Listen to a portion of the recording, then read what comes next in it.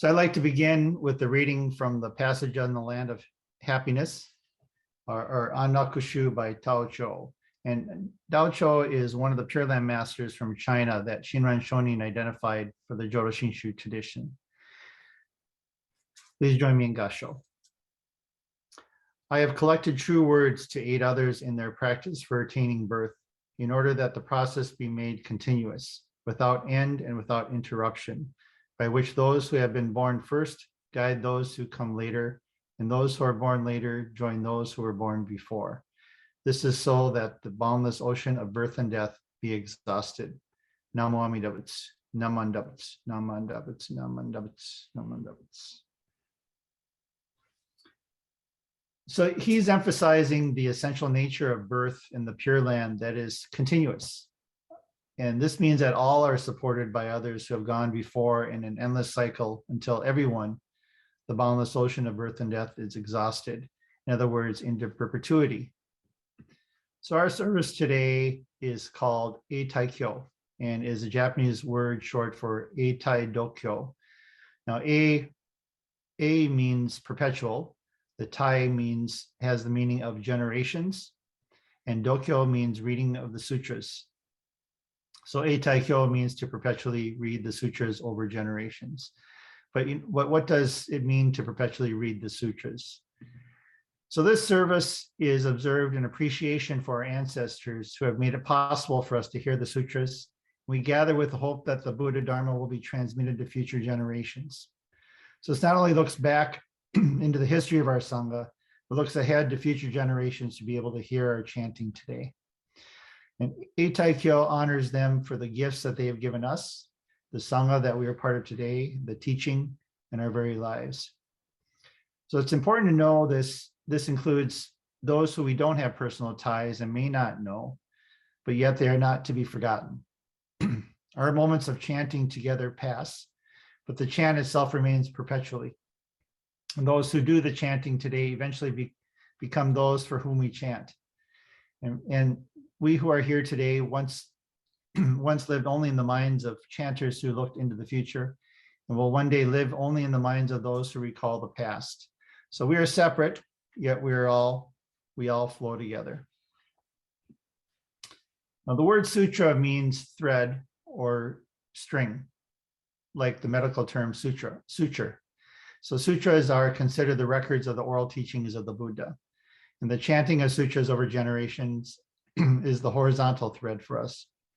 When we think about the meaning behind the word sutra, it is a string or connection to the past. And by chanting the sutras, we are repeating the words that generations before us have done to maintain a link to the history of the Buddha, who transmitted these words over the centuries. It allows for a feeling of oneness among people who participate and have participated and will participate in the future. So having the word sutra, of course, I can't let that go. Coming from my experience as a dentist, I think about the word suture as the word origin for sutra. And sutures are used to tie opposing tissues together to allow for better and more complete healing. I had gorier pictures, but I decided to edit those out. So when we suture together tissue, we also have to think about the layers of tissue that are present and use different types of sutures in a layered fashion to create better healing conditions. If you have questions about that, just ask Abby. And I think this metaphor relates to the sometimes complex nature of our existence. To understand, there are layers to our understanding. And the word kyo and Eitaikyo also has the meaning of vertical threads. So this string or this sutra allows for healing, allows for continuation, and for longevity. Now the Dharma, the Nembutsu, is the teaching that gave the people of our past the strength to live their lives. It is also what gave them hope for the future that we are all now a part of. As a way of assuring that the Sangha is able to propagate in perpetuity and to continue the process of receiving and sharing. The Sangha reminds us to appreciate the gifts from our past by remembering and honoring all those who made the Nembutsu a part of their lives and to honor their wish to share this Dharma with the future. So just take a moment to explain these photos. These are from my mother's scrapbook. She had access to a camera while in Gila River internment camp. So the upper left photo is the Buddhist temple that they scrounged around and figure out a way to establish while in the camp. And the other three photos are a photo of funeral of three Japanese American military soldiers who died in combat. And these are the funerals, and the lower right is the crowd that gathered to honor them through this Buddhist funeral.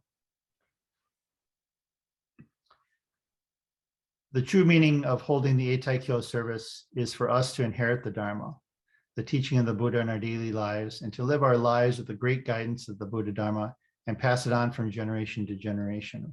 We want to hear and be heard. And this lower photo here that you see is from the original Japanese American Community Center that was located on Blaisdell in Minneapolis.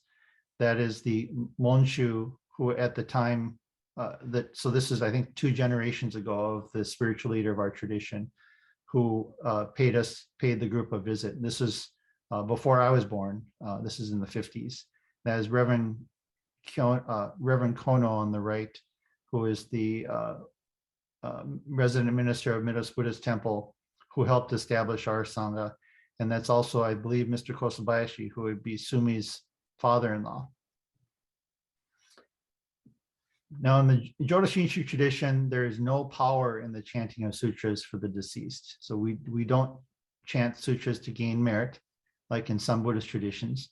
And the chanting of sutras and the annual Eitaikyo Memorial Service are for the benefit of the living. So chanting gives us many things, but for a Shin Buddhist, chanting is not done to achieve something. It is neither active nor passive. It really should be considered as receptive. So rather than being the instigator, the chanter is expressing gratitude as the recipient of awakening, the recipient of the Buddha's wisdom and compassion. Chanting is also not an intellectual exercise done to read and understand, but is a participatory ritual to collectively appreciate wisdom which is beyond comprehension. The ritual of chanting is a tradition to help one prepare to listen to the Dharma. So chanting is a way to engage a path that involves our body, our heart, and mind. It is not meant to be intellectual learning at the time. So when we chant, we are chanting the words of the Buddha coming from our mouths. We hear the words through our voices, but they do not contain our own egos. These words contain the Buddha's wisdom and compassion. The frequent question is, why do we chant in the language that we don't understand? The sutras we chant are in classical Buddhist Japanese, which has the form of Chinese characters without the Japanese grammar. So it's a very stylized Japanese. So it becomes difficult to translate directly. A native Japanese speaker even has a difficult time translating it directly. So we had a chance today to experience chanting Jusei Ge in English. So first of all, it's, as I mentioned, it's very difficult to translate it into a different language while keeping the meter. And for me, chanting in English is a very different experience. And not that it's good or bad, I don't want to label it in that way, but I often get caught up in thinking about the words and trying to understand it more when it's in English, a language that I'm more familiar with. I think Chami and her family were kind enough to pre-record this, of course, but they said they also had a lot of difficulty since it was new to them, and chanting in a familiar language made it difficult. So if we focus on understanding while experiencing chanting, there's a difficulty of losing the embodied experience that chanting has. And when we can let go of becoming and become part of the flow of chanting collectively with each other, there's a sense of shift in the center of chanting from our throats to the heart and ultimately to our collective selves. So this, of course, is much harder to experience, unfortunately, through Zoom, since we're not all together and not hearing each other's voices. And yet, by blending our voices, we are not losing our individuality. Our individuality enriches the sound of the group. The group is greater than the sum of its parts. And each voice carries the imprint of our personality and experiences. So in Jodo Shinshu services, we all chant together. And this is not a universal thought in all Buddhist traditions. We think of our community as ondobo ondogyo, or fellow travelers, as Chami talked about at our last service. So the blending of our voices is very important. Chanting should put the intellectual mind on hold and gives access to the wisdom of traditional teachings on a different level. Through chanting, we can appreciate the meditative energy, the sense of community, the connection with generations of practitioners who have given voice to their aspirations, confidence, and insights by chanting the exact same words. You don't necessarily have to understand the words or know how to carry a tune. You can just go with the flow. And chanting should be with your ears and heart, not just with your mouth. So more than just reading or study, chanting is a fuller experience. Through Namo Amida Butsu, we see how we are all part of the same family of Nembutsu. So if we think of Eitaikyo as perpetual memorial service, it is the service held to remember all lives of our past. It is done to help us appreciate what is being received in the present, and as a way to guide those of us in the present to help pass on the gift of the Dharma to all future generations. It is about the people, our Sangha, past, present, and future. Namo Amida Butsu gave our ancestors hope, gave them the strength to persist through adversity to allow us to continue today. We must realize we are here only due to the hard work and perseverance of others. We're not self-made, as is a common thought in our current society. So when we participate in this Eitaikyo service and listen to the Buddha Dharma, the Nembutsu flows out from our mouth. And observing the Eitaikyo service and listening to the Buddha Dharma reminds each one of us that through this special service, we're able to feel a warm feeling of gratitude in our hearts. We're realizing Buddha's infinite wisdom and compassion as we embrace all Nembutsu followers in our lives. So I'd like to close by reading once again the words of the Pure Land Master Dao Cho from his Passages on the Land of Happiness. Please join me in Gassho. I have collected true words to aid others in their practice for attaining birth, in order that the process be made continuous, without end and without interruption, by which those who have been born first guide those who come later, and those who are born later join those who were born before. This is so that the boundless ocean of birth and death be exhausted. Namo Amida Butsu. Namo Amida Butsu. Namo Amida Butsu. Namanda Butsu. Namanda Butsu. Namanda Butsu.